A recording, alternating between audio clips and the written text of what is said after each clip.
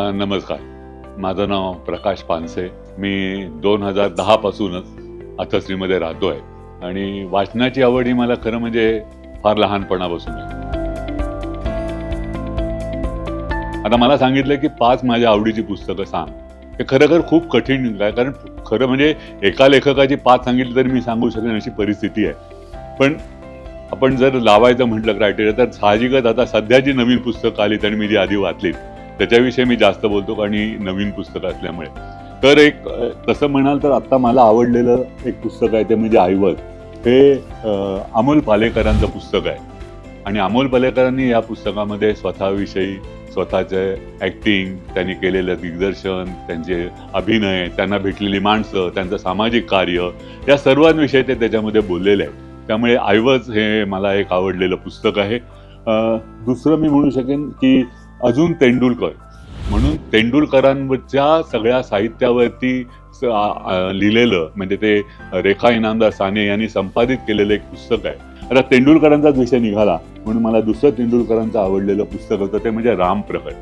हे रामप्रहर हे पुस्तक तेंडुलकरांनी ज्या काळात लिहिलं तो काळ म्हणजे बाबरी मशिदीचा काळ, म्हणून त्याचं रामप्रहर हे नावही इतकं सूचक आहे की रामप्रहर म्हणजे सकाळी आपण रामप्रहरी हे मासे लोकसत्तेत यायचं म्हणून होतं आणि त्याच वेळेस रामाच्या मंदिराच्या विषयी असलेली त्यावेळेची असलेली सामाजिक परिस्थिती, लोकांची मतं, हे सर्व त्याच्यामध्ये दिलेलं असल्यामुळे हे पुस्तक मला खूप आवडलं.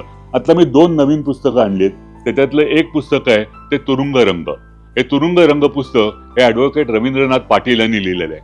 हे स्वतः एक काय म्हणतात ते IPS अधिकारी आहेत, पण त्याचबरोबर ते ॲडव्होकेट आहेत, पण त्याचबरोबर ते एका ठिकाणी तुरुंगामध्ये कच्चा कैदी म्हणून त्यांना राहावं लागलं आणि त्या तुरुंगामध्ये राहिल्यानंतर तिथली एकंदरीत तुरुंगातली परिस्थिती काय असते, तिथलं राजकारण कसं असतं, तिथलं दैनंदिन योग त्यातून ते कसं यायलंय, हा त्यांचा जो अनुभव आहे हा खूप एक वेगळ्या प्रकारचा अनुभव आहे आणि या अनुभवावरती असलेलं पुस्तक हे अतिशय खूप छान पुस्तक आहे.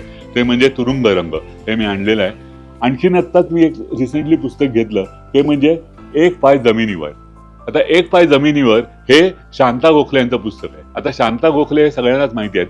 त्यांना हल्लीच्या लोकांना त्यांची ओळख द्यायची तर त्या रेणुका शाळणेची आई.